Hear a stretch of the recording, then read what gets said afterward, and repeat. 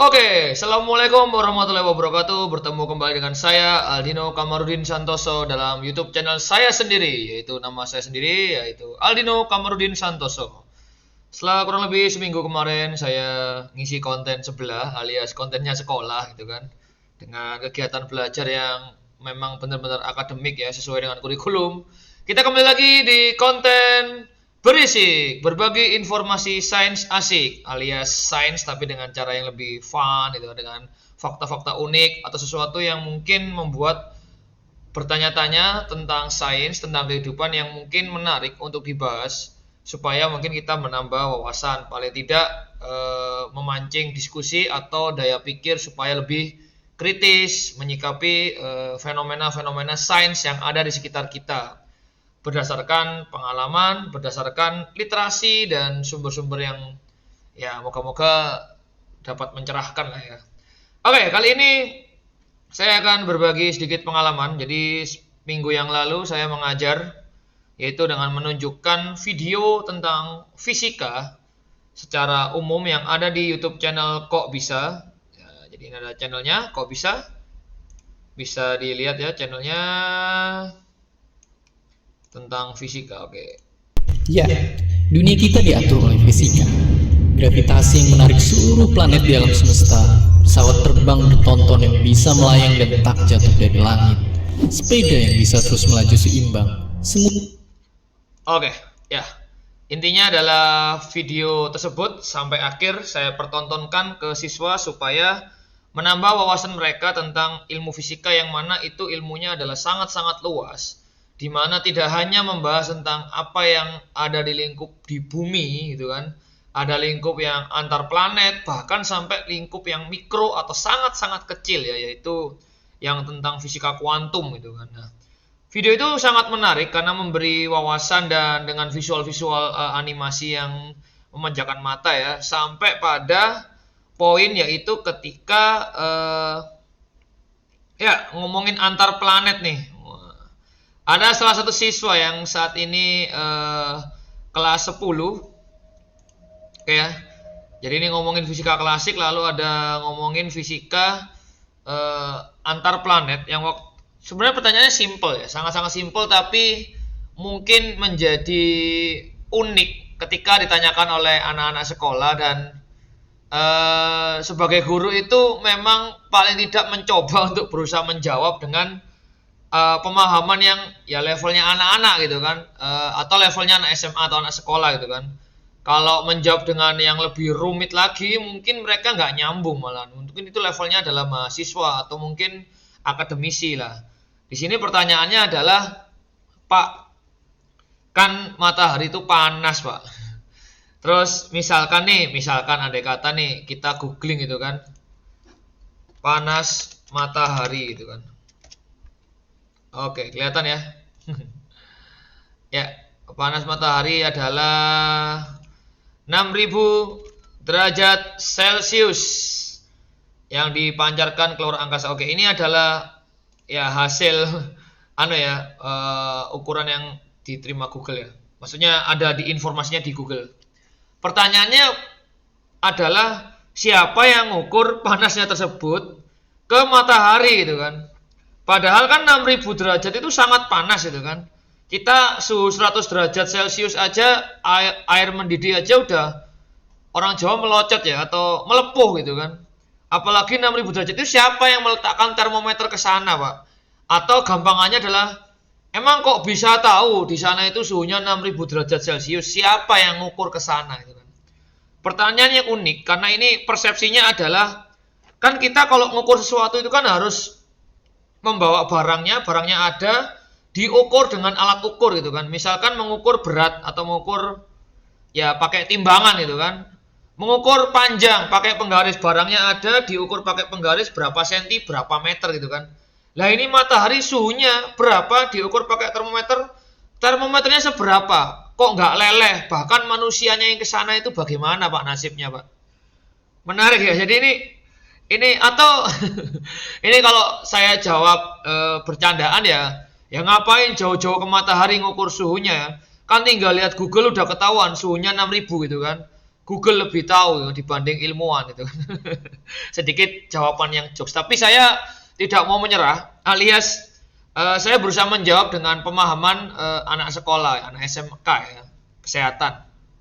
Jadi begini, ada kalanya memang ilmu dalam sains, ilmu dalam fisika, dalam biologi itu tidak selamanya diperoleh dari pengamatan langsung, alias ada kalanya berupa perkiraan atau prediksi.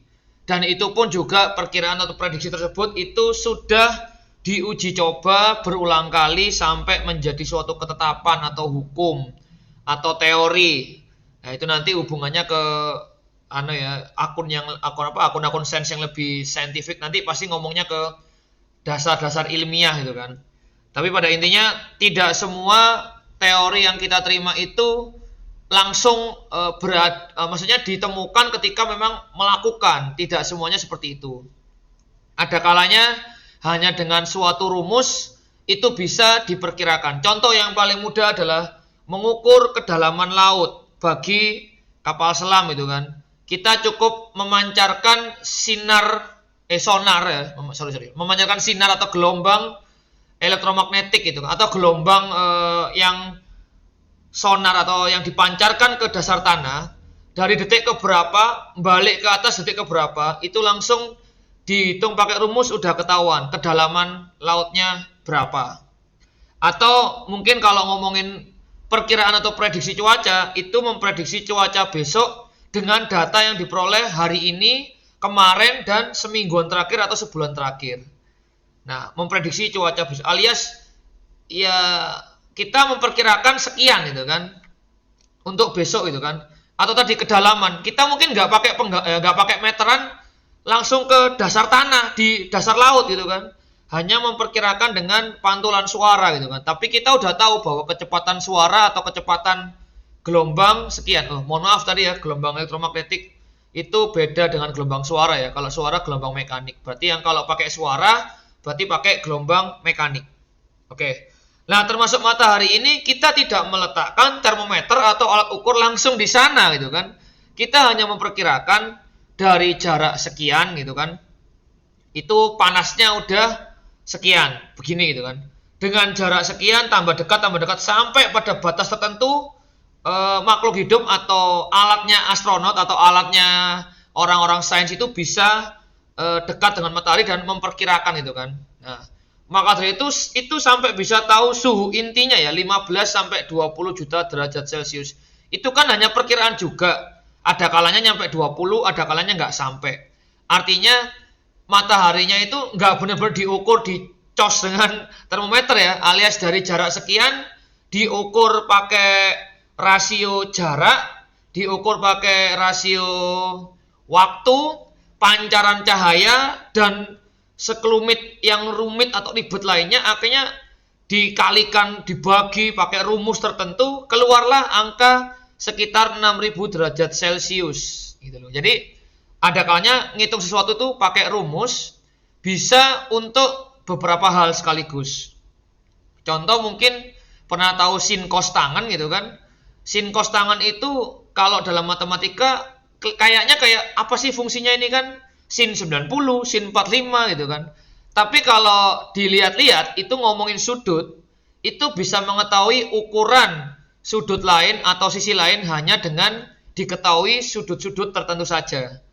Nah, seperti ngitung jarak matahari, ngitung panas matahari tadi ya, hanya mengetahui beberapa yang bisa diketahui gitu kan. Jarak antar planet gitu kan, perkiraan panjang lintasan, terus dari ngukur mungkin rotasinya bumi ke matahari, terus mungkin suhu rata-rata di bumi, suhu rata-rata di planet yang masih bisa ditoleransi gitu kan. Sampai akhirnya diperkirakan ya suhunya sekitar 6000 derajat jika dihitung pakai kalkulasi bla bla bla. Itu pasti rumit ya, tapi ya alhamdulillah kita sekarang menikmati hasil berupa ya suhunya matahari sekian gitu kan. Oke, jadi itu saja mungkin wawasan kita mengenai keilmuan. Jadi saya sangat suka mempertontonkan video-video pembelajaran terutama yang berisi tentang konten sains yang menarik, unik, dan memacu memancing anak-anak untuk berpikir kritis gitu kan, mengeluarkan pendapatnya atau mengeluarkan unek-uneknya, paling tidak membuat mereka lebih kritis gitu kan. Nah, jadi pertanyaan ini cukup sebenarnya merepotkan saya, tapi saya berusaha menjawabnya karena bagus sekali ya. Dari mana kita tahu itu beneran sekian-sekian, padahal kita nggak pernah ke sana gitu kan. Jangan-jangan itu akal-akalan orang luar, ngaku-ngaku 6000 derajat Celcius ya.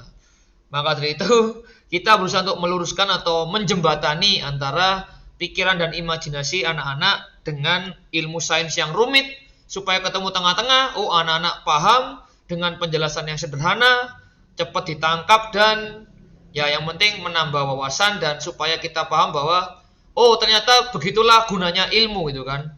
Ada kalanya ilmu itu sekarang kayak buat apa sih rumus-rumus sekian itu kan. Ternyata itu ketika pada penerapannya di beberapa hal itu masuk ya, misalkan ya rumus misalkan ngukur jarak, rumus kecepatan cahaya, kecepatan suara, kecepatan gelombang A, B, C, D, E dan sebagainya. Baik, itu saja mungkin yang dapat saya sampaikan, kurang lebihnya mohon maaf. Silakan kritik, saran, komentar di kolom komentar maupun di akun sosial media saya. Silakan ajukan topik-topik mengenai sains yang menarik, akan berusaha saya jawab dengan sepengetahuan saya. Kalau ada kesalahan silakan dikoreksi. Kita mencoba untuk berdiskusi bersama, saling memberikan wawasan dan informasi untuk kemajuan bersama. Terima kasih, sampai jumpa di konten berikutnya. Dadah. Assalamualaikum warahmatullahi wabarakatuh. Dadah.